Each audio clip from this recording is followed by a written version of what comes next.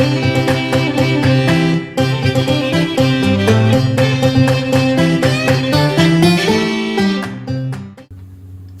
there, friend. Name's Hal. I'm here to tell you how the Hal things work. You may notice something different about me. Well, it's because I'm wearing my special hat.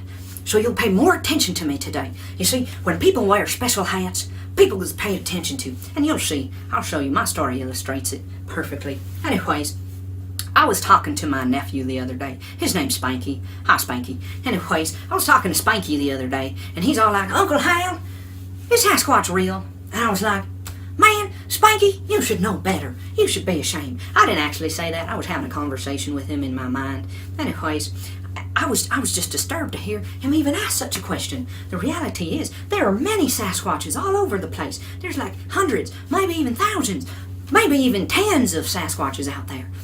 The reality is that most of them are invisible. Yeah, that's right. It sounds crazy, but the truth is sometimes crazy. Anyways, so here's the thing. These Sasquatch peoples, right, they was made fun of something fierce, especially by one individual who was wearing a top hat, right? He had a top hat and cape. He was wearing onesie pajamas, so people took him seriously, right, because he had a top hat. Anyways, these Sasquatches was made fun of, and he was all like, oh, look at you guys. You're all big, and you got some hairy feet. Oh, I'm going to call you Bigfoot, right?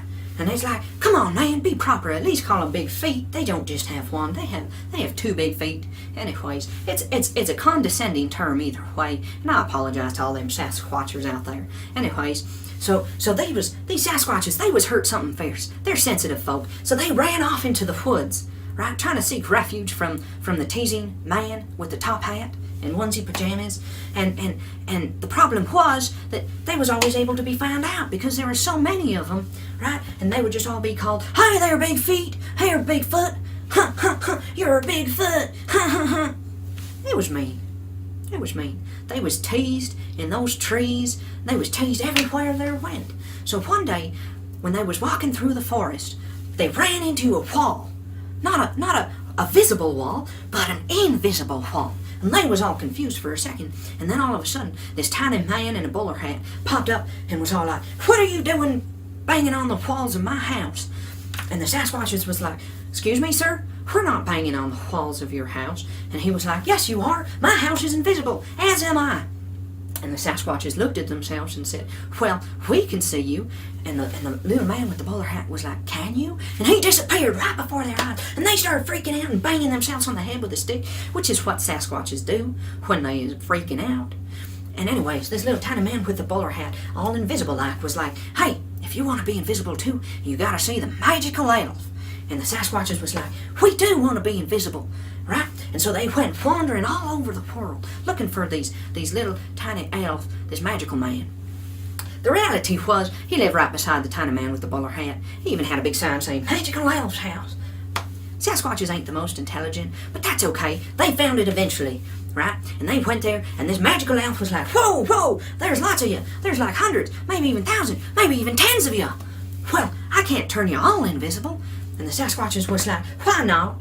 And he said, "I don't know. Magic just works that way. One of you has to stay visible." Well, the Sasquatches looked around. They looked around and they said, "Well, we don't know who." And the magical elf man was like, "I know who." And he just picked some random one. I don't think he actually knew. He was just being prejudiced. He didn't like the way one of them looked at him. And he's like, "You's gonna be visible." Right? And ever since then, there's been one visible Sasquatch born among all the Sasquatchian people. And that one needs to go out and recluse himself into the wilderness so he can't be seen. Right? Because if he's seen and a picture's taken of him, he might be like, "Oh no, I've been seen." And he'd get real depressed. He's already a sad guy, right? Anyways, so what happens is they pick their own recluse spot. For a while there was a Sasquatch who lived in the Alps, right? And he's been called the Yeti. Now our Sasquatch, our generation Sasquatch, he lives in the mountains. And here's why. He was walking along the road one day, and he saw an abandoned gas station, and he went in, and he found himself a crystal ball, and the crystal ball was all like swirly and twirly, and all of a sudden, he wiped it, and an image of a mountain came.